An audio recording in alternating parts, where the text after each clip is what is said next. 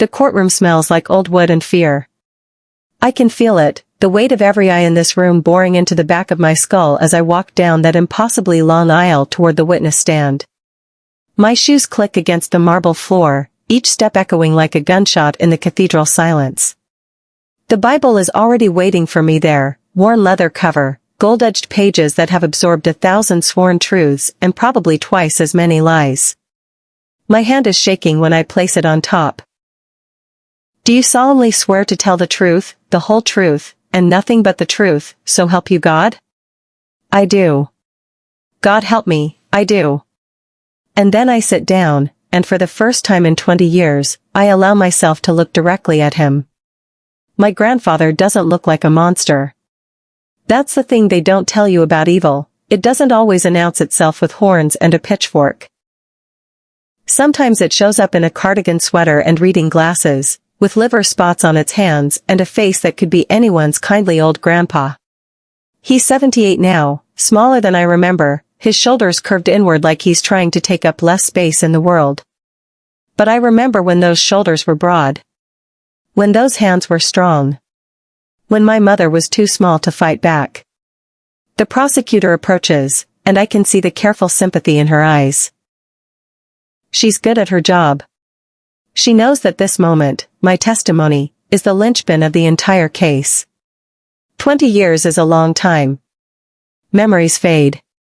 Evidence disappears. Witnesses die or move away or simply decide they don't want to get involved. But I'm here. And I remember everything. Please state your name for the record. I do, my voice steadier than I expected. Maybe it's the anger holding me together. Maybe it's just muscle memory from all the times I rehearsed this in my head, lying awake at 3 a.m., imagining this exact moment. And what is your relationship to the defendant? He's my grandfather. The words taste like rust in my mouth. My mother's father. The prosecutor nods, makes a note on her legal pad. Can you tell us about your relationship with the defendant when you were growing up? And just like that, we're doing it. We're ripping open the past. Here's what you need to understand about my childhood, it was split down the middle like a piece of firewood. There was the version everyone saw, birthday parties with sheet cake and grocery store frosting, Christmas mornings with too many presents under a tree that shed needles onto the carpet, summer barbecues where my grandfather manned the grill and told corny jokes that made the neighbors laugh. He was the pillar of the community. Deacon at the church. Volunteer firefighter for 30 years. The kind of man who would help you change a tire on the side of the road without being asked, who remembered everyone's names, who showed up to every school play and little league game. That was the grandfather the world saw. Then there was my mother. She was beautiful, my mom. Not in the way that makes strangers turn their heads on the street, but in a quiet way. Delicate features, dark hair always pulled back in a practical ponytail, eyes that were green like sea glass. She smiled a lot, but it never quite reached those eyes. As a kid, I didn't know why. I just thought that's how moms were. Always a little sad, a little distant, like they were thinking about something far away. She never talked about her childhood. Not really. When other mothers would swap stories about their youth, reminiscing about first crushes or teenage rebellion, my mom would go quiet. She'd busy herself with something, folding laundry, wiping down counters, anything to avoid the conversation. I thought she was just private. I didn't know she was protecting me. My grandmother died when I was 7. Heart attack, sudden and brutal. One day she was there, the next she was gone, and my grandfather, my poor, grieving grandfather, needed help. Needed family. My mother, his only child, stepped up without hesitation. We moved into his house temporarily, just until he got back on his feet. Temporary became permanent somewhere around month 3. And that's when I started noticing things. Little things, at first. The way my mother's whole body would tense when we pulled into the driveway after school. How she'd sometimes flinch when my grandfather entered a room, even though he hadn't made a sound. The fact that she never, ever went into the basement, his workshop, his domain, even when he asked her to grab something for him. "You go, sweetheart," she'd say to me, forcing brightness into her voice. "Grandpa's tools scare me. I'm silly like that." But her eyes weren't silly. Her eyes were terrified. I was too young to understand. Too young to see the pattern. My grandfather loved having me around. He taught me how to ride a bike, running alongside me with his hand on the seat until the moment I didn't need him anymore. He helped me with my homework, patient when I struggled with fractions, proud when I finally got them. We'd watch baseball together on summer evenings, and he'd let me stay up past my bedtime because, as he'd say with a conspiratorial wink, "What your mother doesn't know won't hurt her." He was good to me. Kind to me. Loving in a way that felt genuine because, in its own twisted way, I think it was. That's the part that makes this so much harder. Because I loved him too. On the witness stand, the prosecutor asks me about those years, and I tell her the truth. He was a good grandfather to me.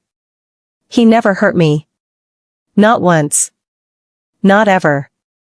I see the defense attorney perk up at that, probably already planning how he'll use my own words against the case. But the prosecutor just nods, like she expected this. "Did you ever witness the defendant being inappropriate or abusive towards your mother?" "Not physically. Not when I was in the room." I take a breath. But there were moments. Things that didn't make sense at the time. "Can you describe one of these moments?" I close my eyes, and I'm 13 again, coming down the stairs for a glass of water at midnight. The house is dark except for the light bleeding out from under the basement door. I can hear voices. My grandfather's low rumble and my mother's higher pitch, though I can't make out the words. But I can hear the tone. His voice commanding, brooking no argument. Hers pleading. I stand at the top of the basement stairs, my hand on the doorknob, some instinct telling me not to open it. Not to see. To go back to bed and pretend I heard nothing. So that's what I did. I tell the court this, and I see my mother in the gallery, her hand pressed over her mouth, tears streaming down her face. She's shaking her head, not in denial, but in something else. Sorrow, maybe. Or regret that I ever had to carry this memory. "What happened after that night?" the prosecutor asks. "Nothing. Everything went back to normal." I look down at my hands, clutched together in my lap. Or what I thought was normal. The years rolled on. I grew up in that house, in the shadow of something I couldn't name. High school came and went.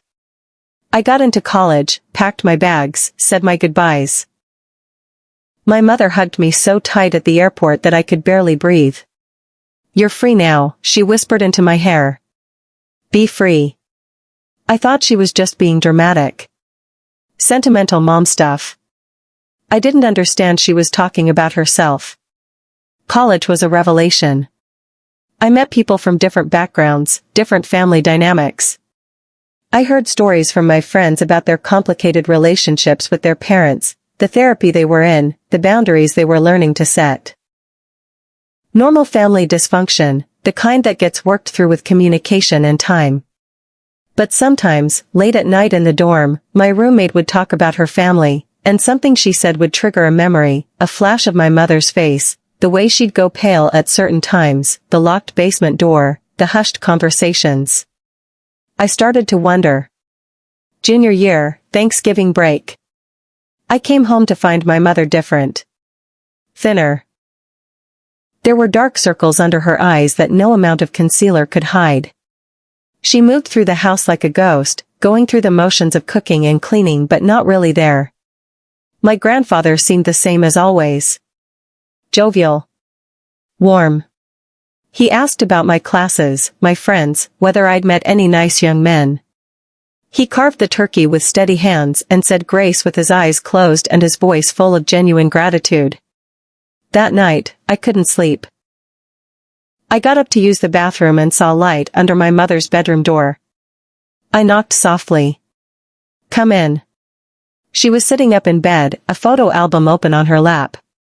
When I got closer, I saw they were pictures from her childhood.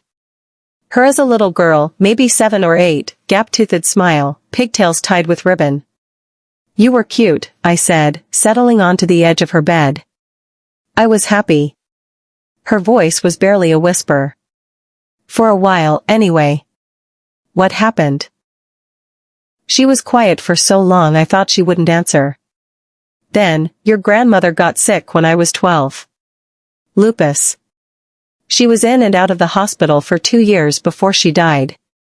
I knew this story. It was family lore. He needed help with me, my mother continued, still staring at the photo. Someone to make sure I was fed, that I did my homework, that I got to school on time. My grandmother couldn't do it anymore.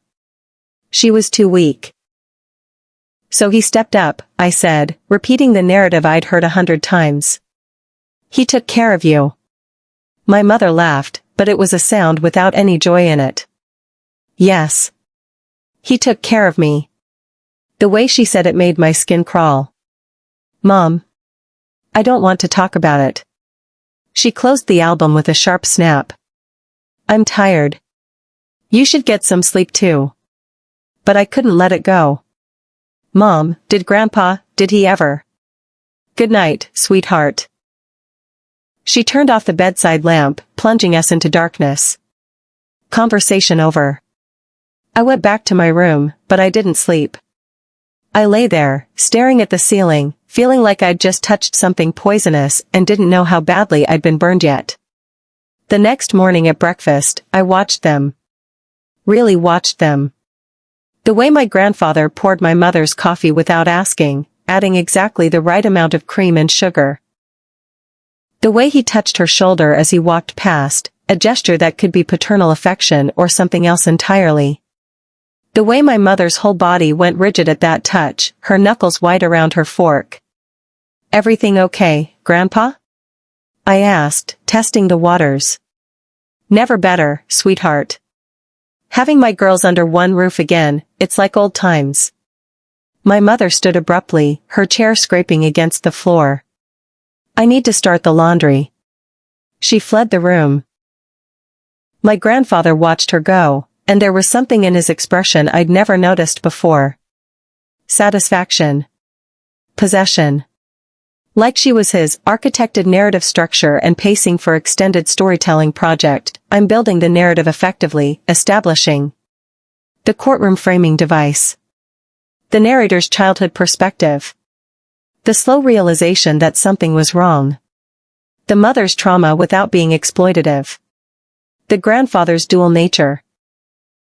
I need to continue building toward the narrator discovering the truth. The decision to come forward. The investigation process. The detailed testimony. The climax and aftermath. Current word count is approximately 2,100 words. I need to reach about 9,750 words total. I should continue with the story progression, maintaining the emotional intensity and pacing. I packed my bags that afternoon and left a day early, making excuses about a study group. My mother drove me to the airport. We didn't talk much, but as she pulled up to the departures terminal, she grabbed my hand. I'm proud of you, she said. You're so strong. So brave. Nothing like me.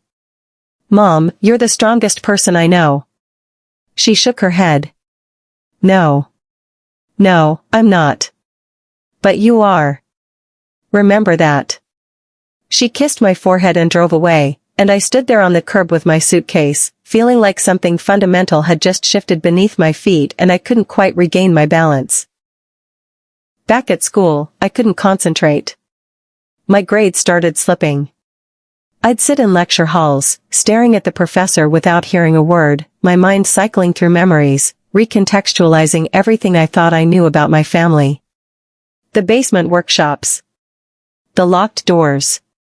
My mother's flinches. Her terror. Her sadness. The way my grandfather sometimes looked at her. I started researching. Child abuse, trauma responses, grooming, incest. The words felt like knives in my mouth, sharp and wrong, but I kept reading. Psychology journals, survivor testimonies, legal case studies. And the more I read, the more the pieces fell into place. My roommate found me at 2 a.m. one night, laptop open, face wet with tears I didn't remember crying. "Hey," she said gently, sitting down beside me. "What's going on?" And I told her. I told her everything. My suspicions, my fears, the way my gut was screaming that something terrible had happened to my mother and I'd been too blind to see it. "You need to talk to her," my roommate said. "Directly. Ask her." "I can't. She'll just shut down again. Then you have to be there for her when she's ready to tell you. But you can't force it." I knew she was right. But knowing and accepting are two different things. I called my mother every week after that. Just to check in, I told myself. Just to make sure she was okay. She always sounded fine, tired, maybe, but fine. We talked about safe things, the weather, her garden, my classes, campus gossip. We never talked about him. I came home for spring break. The house felt different somehow, smaller, darker, like all the air had been sucked out of it. My mother had lost more weight. There were pill bottles on the kitchen counter, antidepressants, sleeping pills, something for anxiety. "Just having a rough patch," she said when she caught me looking. "Nothing to worry about." But I was worried. I was terrified. My grandfather seemed oblivious to her decline. Or maybe he wasn't oblivious. Maybe he just didn't care. He puttered around the house, working on his projects, watching his shows, living his life like everything was perfectly normal. On my third night home, I woke up to the sound of crying. I crept down the hallway toward my mother's room. The door was cracked open, and I could see her sitting on the edge of her bed, shoulders shaking with silent sobs. In her hands was something small, a stuffed animal, I realized. A worn teddy bear with one eye missing. I pushed the door open. "Mom?" She looked up, startled, quickly wiping her face. "I'm fine. Just being silly." "That's your bear from when you were little, isn't it?" I'd seen it in photos. She nodded, holding it tighter. "Mr. Buttons. I've had him since I was 6. I sat down next to her, and for a long moment, we just sat there in the darkness. Then she started talking. "I was 14, she whispered. Freshman year of high school. Your grandmother had been dead for 2 years. It was just me and him in this house." My heart stopped. He said it was normal. That all fathers taught their daughters about being women. That it was his job to prepare me for when I got married someday. Her voice was mechanical, detached, like she was reading from a script. He said if I told anyone, they wouldn't believe me. That I'd destroy the family. That your grandmother would be ashamed of me from heaven. I couldn't breathe. Couldn't move. Couldn't do anything but listen. It went on for 4 years. Until I graduated high school and got pregnant with you. Wait, my brain couldn't process what she was saying. "Dad, my father. I met your father at a party when I was 18. We slept together once. I barely knew him." She finally looked at me, and her eyes were hollow. But I knew it was my only chance. I got pregnant, I told him, and he did the right thing. He married me. We moved across the state. I was finally free. But then Grandma died and we moved back. I know. The tears were falling again, steady and silent. I know. Your father left me when you were 3. I was a single mother with no degree, no job experience, and my own father offering to help. What was I supposed to do? You could have told someone. You could have. Who? Her voice rose, cracking. Who would I tell? He's a pillar of the community. A deacon. A hero. And I'm his damaged daughter with a child from a failed marriage. Who would believe me? I believe you. The words hung in the air between us. I believe you, Mom. I believe every word. She broke then, really broke, collapsing against me while 24 years of silence came pouring out in great, heaving sobs.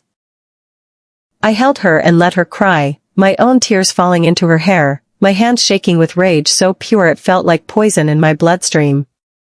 He was sleeping down the hall. Peaceful. Content. A monster wearing my grandfather's face. On the witness stand, I tell this part carefully. The prosecutor warned me that the defense would try to discredit my mother's account, would argue that her memories were false, that she was lying, that this was some elaborate scheme for money or revenge. But I saw her face that night. I heard her voice.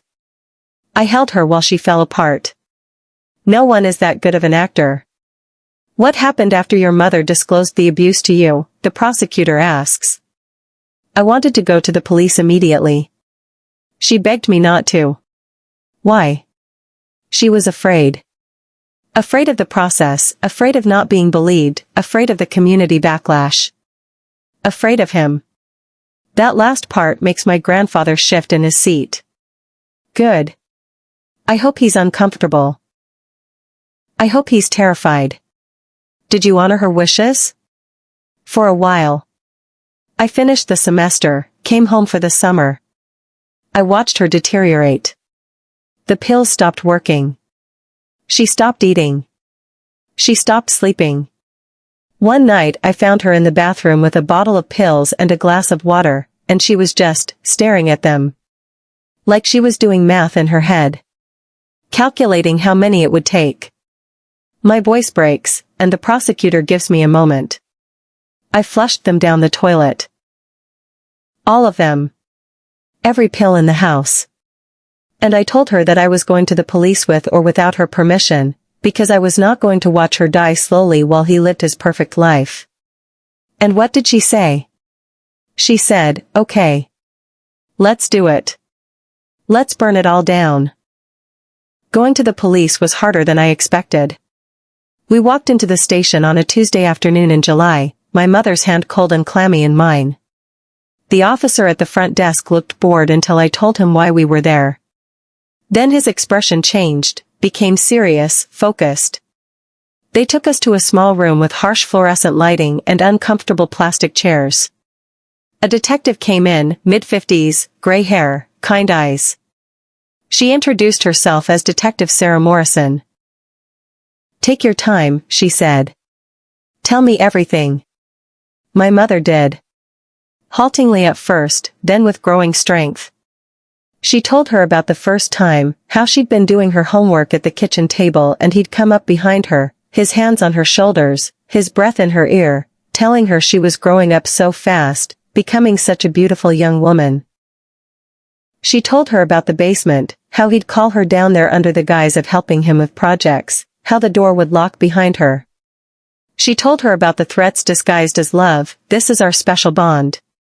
You wouldn't want to ruin it, would you? And the gifts that came after, like payment for services rendered. She told her about the years it went on, how she'd learned to dissociate, to leave her body and float somewhere near the ceiling while it happened, how she'd come back to herself only when it was over and she was alone again. Detective Morrison took notes, her expression never changing, never judging. When my mother was done, wrung out and shaking, the detective pushed a box of tissues across the table. Thank you for telling me this. I know how hard it was. She paused. I need to be honest with you about what happens next. This is going to be difficult. The abuse occurred decades ago, which means there's no physical evidence.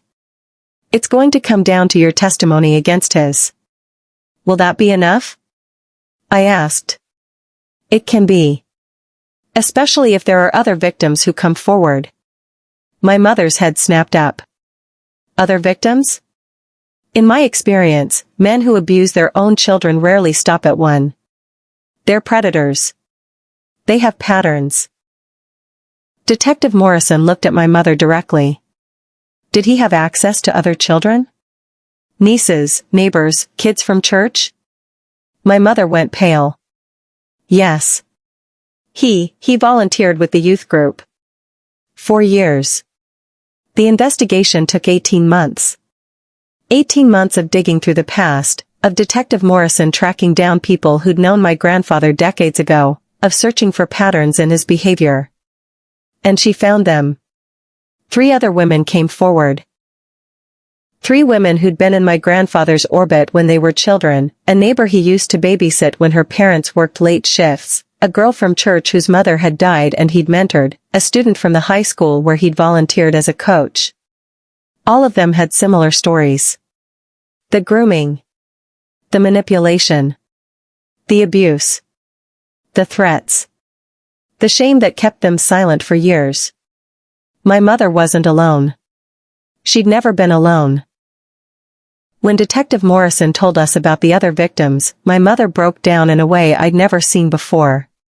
Not with sadness, but with something else, relief, maybe. Or validation. Proof that she wasn't crazy, wasn't lying, wasn't imagining things. Proof that it had been real. The district attorney's office decided they had enough to prosecute. They charged my grandfather with multiple counts of child sexual abuse, spanning 3 decades and 4 victims. The arrest was quiet. No SWAT team, no dramatic scene. Just 2 officers showing up at the house on a Wednesday morning, reading him his rights while he stood there in his pajamas looking confused and frail. He maintained his innocence from the start. Claimed the women were lying, that this was some kind of conspiracy, that he'd never hurt anyone in his life. The community believed him. That was the hardest part, watching people we'd known our whole lives rally around him. The church organized a prayer vigil for him. His fellow firefighters set up a legal defense fund. Neighbors left casseroles on his doorstep while he was out on bail, little notes tucked under the dishes, "We know you're innocent. Stay strong." My mother and I became pariahs overnight. The women who were trying to destroy a good man's life. Gold diggers. Liars. Attention seekers. Someone spray-painted whore on our mailbox. Someone else left a dead rat on our porch. My mother lost her job. I had to take a semester off from school because the stress was making me physically ill. But we didn't back down. We couldn't. The trial started on a Monday in October, 20 months after we'd first walked into that police station. I remember every detail of that first day. The feel of the wooden bench in the gallery, hard against my spine. The rustle of papers as lawyers organized their notes. The way my mother's hand trembled in mine when they brought him in, shuffling in his suit and shackles, playing the part of a confused old man who couldn't possibly have done these terrible things. The prosecution laid out their case methodically. They called the other victims first, establishing the pattern of abuse. Each woman took the stand and told her story, and each time, I watched my grandfather's face for some flicker of remorse, some acknowledgement of what he'd done. There was nothing. Just blank stares and shaking of his head, as if he was listening to fiction. The defense strategy was predictable: discredit the victims. They dug into every aspect of these women's lives, failed marriages, struggles with addiction, mental health issues, and used it all as evidence that they were unreliable, unstable, lying. As if trauma doesn't leave scars.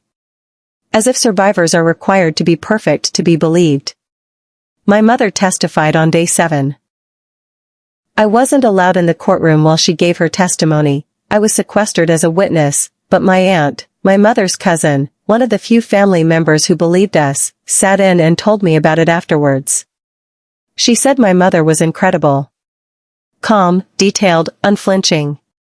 She answered every question, withstood every attack from the defense attorney, never wavered in her account. When it was over, she walked out of that courtroom with her head high. And then it was my turn. That brings us back to where we started, me on the witness stand, the Bible under my hand, my grandfather 20 feet away pretending not to know why we're all here. The prosecutor takes me through my testimony carefully. We establish my relationship with the defendant, my childhood in his home, my observations of my mother's behavior. Then we get to the crucial night, spring break of my junior year, when my mother told me everything. Can you describe your mother's emotional state when she disclosed the abuse? She was devastated. But also relieved, I think. Like she'd been carrying this massive weight for her entire life and finally got permission to put it down. Did her account seem rehearsed or fabricated in any way? No. It was raw. She could barely get the words out. This wasn't something she wanted to talk about. It was something she needed to purge. The prosecutor nods. Did you notice any other behaviors or incidents that, in retrospect, support your mother's allegations? And this is where I get to do damage. I tell them about the locked basement. The late-night conversations I overheard. The way my mother avoided being alone with him. Her terror of that house. Her desperate escape into marriage. Her depression that grew worse every year we lived under his roof. I tell them about finding her with those pills, about how close we came to losing her. In your opinion, based on your observations over 20+ years, do you believe your mother's allegations? I don't believe them. I know them. I know they're true with the same certainty I know my own name. The defense attorney objects, but the damage is done. Cross-examination is brutal. The defense attorney is a silver-haired man in an expensive suit, and he comes at me with everything he's got. Isn't it true that you and your mother have a financial motive here? That you stand to inherit your grandfather's estate? I don't want his money. I want justice. Isn't it true that you were angry at your grandfather for other reasons, perhaps favoritism toward other grandchildren, or disagreements about your life choices? There are no other grandchildren. And he never disagreed with my life choices because he never knew enough about my life to have an opinion. You testified that your grandfather never abused you, never hurt you, was in fact kind and loving toward you. Doesn't that contradict the idea that he's this monster the prosecution is painting him as? This is the question I've been waiting for. No, I say clearly. It proves exactly what kind of predator he is. He knew which children to hurt and which ones to protect. He knew that if he treated me well, he had cover. How could he be an abuser when his own grandchild loved him? I was his shield. His character witness. And I hate him for that, maybe most of all, for making me complicit in my mother's suffering without me even knowing it. The courtroom is dead silent. The defense attorney moves on, trying to poke holes in my timeline, my memory, my credibility. But I don't budge. Every answer is the same. I know what I saw. I know what my mother told me. I know the truth. After an hour, he gives up. No further questions. The prosecution rests their case on day 9. The defense presents their own case, character witnesses who testify to my grandfather's kindness, his service to the community, his reputation. They bring in a psychologist who talks about false memories and the unreliability of testimony about events from decades ago. They paint him as a victim of a vindictive daughter and a gullible granddaughter. But they can't explain away 4 different women with 4 similar stories. They can't explain the patterns. They can't explain why all these unconnected people would lie about the same man in the same way. The closing arguments happen on a Friday afternoon. The prosecution goes first. The attorney stands before the jury and doesn't mince words. This is a case about power, she says. About a man who used his position of authority, as a father, as a mentor, as a trusted member of this community, to prey on vulnerable children. These weren't strangers. These were children who should have been safest with him. And he violated that trust in the most horrific way imaginable. She walks them through the evidence again, the testimony, the patterns, the devastating similarity of the accounts. The defense wants you to believe that 4 women, spanning 3 decades, somehow coordinated to tell the same lies about an innocent man. They want you to believe in an elaborate conspiracy with no motive beyond destroying someone's reputation. But the truth is simpler and sadder than that. The truth is that predators don't stop at one victim. They are repeat offenders by nature. And this man, she points at my grandfather, is a predator who got away with it for 40 years because people didn't want to believe. Because it was easier to look away than to confront an uncomfortable truth. I'm asking you not to look away. I'm asking you to see these women, these survivors, and give them what they've never had, justice. The defense closing is predictable. Reasonable doubt. Burden of proof. The unreliability of decades-old memories. The character of the defendant. This is a man who has given his life to this community, the defense attorney says. A man who has saved lives, literally, as a firefighter. A man who has counseled the youth, strengthened the church, been a pillar of everything good and decent in this town. And you're being asked to throw all of that away based on uncorroborated allegations from women with admitted mental health issues. It's a good speech. Effective. I can see some of the jurors nodding. And I feel sick. The jury deliberates for 3 days. 3 days of waiting, of pacing, of checking my phone every 5 minutes for an update. 3 days of not sleeping, not eating, existing in this limbo where the entire future hangs in the balance. My mother and I stay in a hotel near the courthouse. We don't talk much. What is there to say? We've said everything. We've done everything. Now it's up to 12 strangers to decide whether our trauma is real. On the 3rd day, my phone buzzes. Verdict is in. Courthouse in 1 hour. The walk to the courtroom feels like a dream. Everything is too bright, too sharp, too real. My mother holds my hand so tight I can feel my bones grinding together, but I don't complain. If it hurts, it means I'm alive. It means this is actually happening. The gallery is packed. Supporters of my grandfather on one side, I can feel their hostile stares like physical weight. Supporters of the victims on the other, survivors' advocates, social workers, a few brave souls from the community who believed us from the start. My mother and I sit in the front row. The jury files in. I try to read their faces, searching for some hint, but they're blank. Professional. The judge enters. Has the jury reached a verdict? The forewoman stands. We have, Your Honor. On the charge of child sexual abuse in the 1st degree, count 1, how do you find? Guilty. The word drops like a bomb. Count 2? Guilty. Count 3? Guilty. Guilty. Guilty. Guilty. 7 counts in total. 7 guilty verdicts. 7 confirmations that we were believed, that our truth was seen, that justice, delayed by decades, had finally arrived. Behind us, someone gasps. Someone else starts crying. I hear my grandfather's lawyer say something sharp and angry, but it's white noise. All I can hear is my mother sobbing next to me, her face buried in her hands, her whole body shaking with the force of her relief. It's over, I whisper, pulling her close. Mom, it's over. You're free. Sentencing happens 3 weeks later. My grandfather gets 25 years. With time served and his age, it's effectively a life sentence. He'll die in prison. The judge makes a statement before handing down the sentence.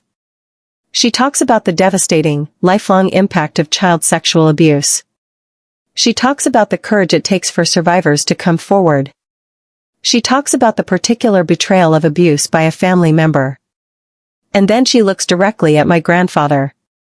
You used your position of trust and authority to prey on the most vulnerable, she says. You robbed these women of their childhoods, their sense of safety, their ability to trust. And you felt no remorse. Even now, sitting here, you maintain your innocence, which means you've learned nothing. You've taken no responsibility. You've shown no humanity. Therefore, I have no mercy for you. 25 years. He's led away in handcuffs, and this time he's not shuffling or playing the frail old man. This time he's upright, angry, hissing something at his lawyer. The mask has finally slipped. As he passes our row, he looks at me. Really looks at me for the first time since this whole thing started. And I look back. I don't flinch. I don't look away. I hold his gaze and let him see exactly what I think of him. Then he's gone, and I can finally breathe. The aftermath is complicated. Some people in town still believe he's innocent. Still think we're liars. We get nasty letters sometimes, though they've decreased over the years. My mother and I moved away from that town within 6 months of the trial ending. Started fresh somewhere new, somewhere his shadow doesn't reach. The other survivors became friends. We meet up sometimes, this little club nobody wanted to join, bonded by trauma but defined by survival. We celebrate each other's victories, new jobs, new relationships, therapy breakthroughs. We hold each other during the hard days, when the memories hit like tidal waves. My mother started painting. She'd never painted before in her life, but she took a class on a whim and discovered she had a gift for it. Her work is dark and beautiful and raw, abstract representations of pain and healing, captivity and freedom. She had a show last year. Sold half the pieces. She's still working through everything in therapy. Some days are harder than others. But she smiles more now. Real smiles that reach her eyes. I went back to school, finished my degree, became a victim's advocate.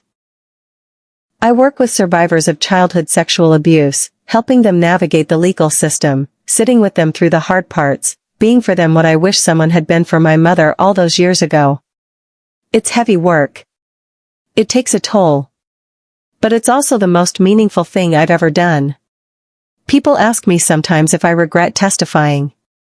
If I regret blowing up my family, my community, my relationship with half the people I grew up with. The answer is no. Not for a single second. Because my grandfather spent 40 years hurting children.